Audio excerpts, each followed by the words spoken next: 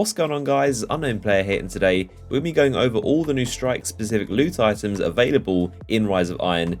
So of course all of these are obtained by using a skeleton key on a horde chest that will spawn at the end of the strike when you kill the boss. You've got a 30-second window to open the chest. So I want to show off all the new items so now you know what to expect from each strikes when you hop into one and you see the chest, you know whether to open it or not depending on what you want to go after.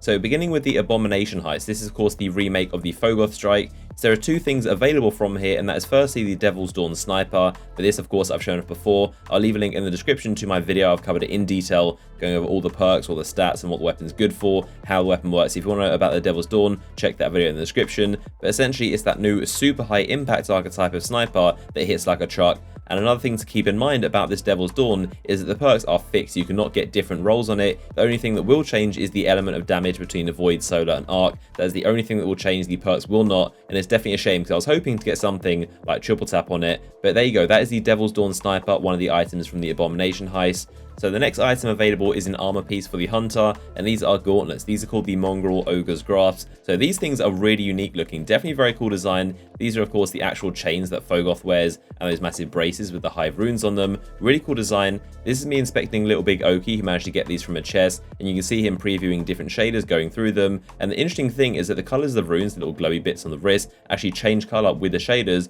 which is a cool little effect. It depends on what the shader is. Some are more kind of obvious in your face ones that really change a lot about your armor. Those will actually change the colors depending on what it is, but some of the more subtle ones won't change it at all, and normally it's like this bluey green color. But it's pretty cool. You can actually change them to like a hot pink or like a green or a blue. I'm still torn about whether I like this armor piece or not. I think the wrist kind of shackles area with the lighting is pretty cool, but the shoulders are pretty ugly in my opinion, and that green section always stays green. You can't change it with a shader, and it's kind of like permanently that green color. I'm definitely not a fan of that whole kind of like Hive, crusty like bone stuff, whatever that is. The Hive armor is pretty ugly in my opinion, but let me know in the comment section what you guys think of them. Are you going to be going for these gauntlets or not?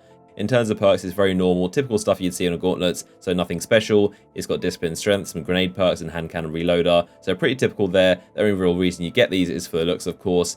Now onto the Sepiks Perfected Strike. The two things available are firstly the Devil's Dawn once again, so that sniper is also available, and the armor piece is for the Warlock. This is a bond. You can see it right here, it's called the Sepiks Deposed Bond. It's essentially this kind of like Warmind or Rasputin logo in a really nice blue color, and then it changes, like flickers off into a Devil Splicer logo, almost like it's being hacked in front of you. So it's a pretty cool effect, the way it flickers and like transforms into the Devil Splicer logo. I wouldn't really personally spend a key on it myself, but you could be trying to go for the sniper and end up getting this bond instead, which wouldn't be ideal. But there you go, that is the bond you can get. Looks okay, but nothing too crazy in my opinion. And now moving on to the Wretched Eye Strike.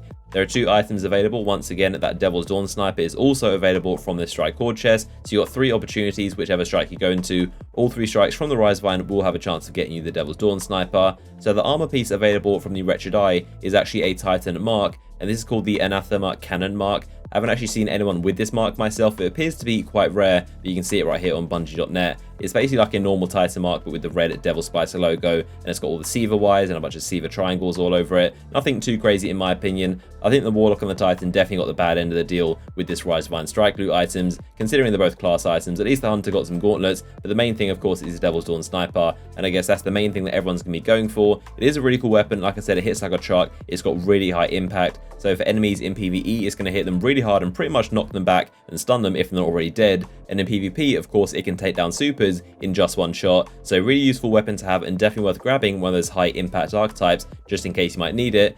So there we have it. Those are all of the strike loot items available in Rise of Iron. 4 in total, 3 armor pieces and 1 weapon. Comment down below if you've got any and which ones you're going to be going for, and drop a like on the video if you enjoyed it. Of course, stay tuned for loads more Rise of Iron videos right here on the channel. Subscribe if you haven't already, and I'll see you guys in the next one.